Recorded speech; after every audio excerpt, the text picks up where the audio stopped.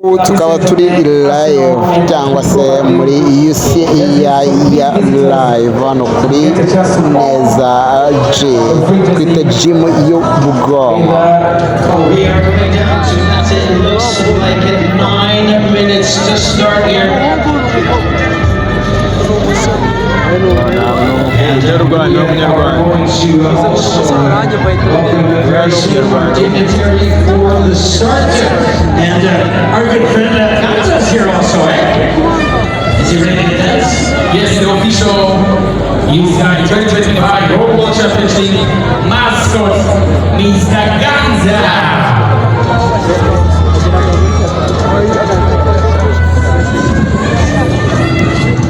Reka twakire umutigeze muri bakazi kujya mu Ganza maze yereka abakinnyi icyo ashoboye cyangwa akazi kujya mu Ganza twereke icyo ashoboye. Ganza ashobora. Come on Ganza, let's get some moves again.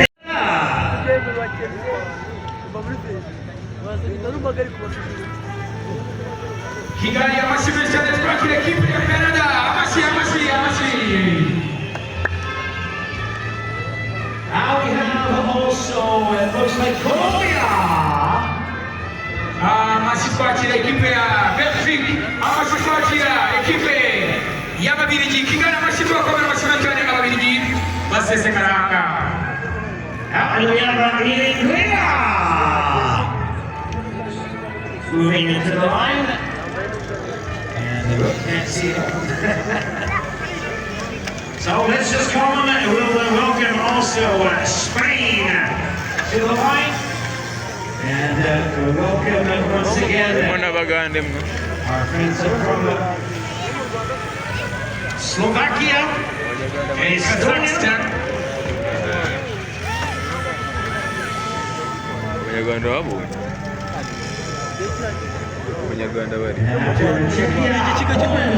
Australia.